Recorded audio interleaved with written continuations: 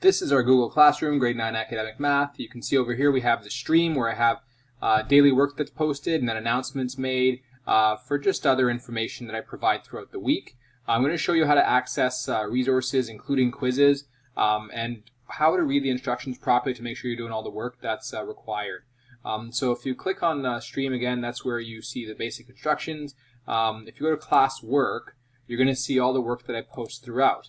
And I want you to look how it's organized. So you can see here that we have assessment tracking. After every lesson you go and you fill out one of the tracking sheets for the lesson that you did. So if you did, for example, lesson 8.2, you'd click on this. And then you would click on this lesson completion tracker. That would open up the Google Forms and you'd fill in the information based on that lesson. And so for each lesson you do, you must complete one of these.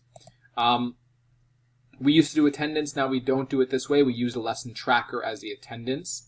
And then here we have just basic information where you can find your textbooks, your solution manual information, TVO resources and tutoring resources.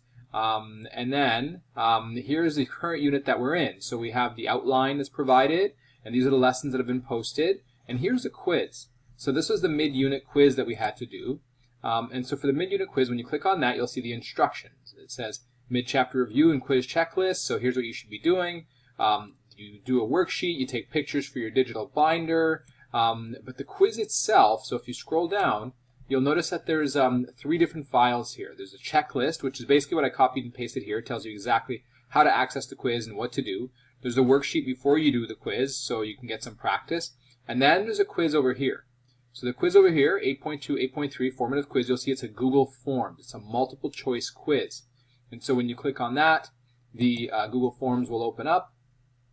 And you get this page here, and as long as you're signed in with your Loyola Gmail, it has to be Loyola Gmail, then you're able to do the quiz. You can do your work, show your work, and then click, click, click, click. You click the correct answers, the best answers that are provided, read them all carefully.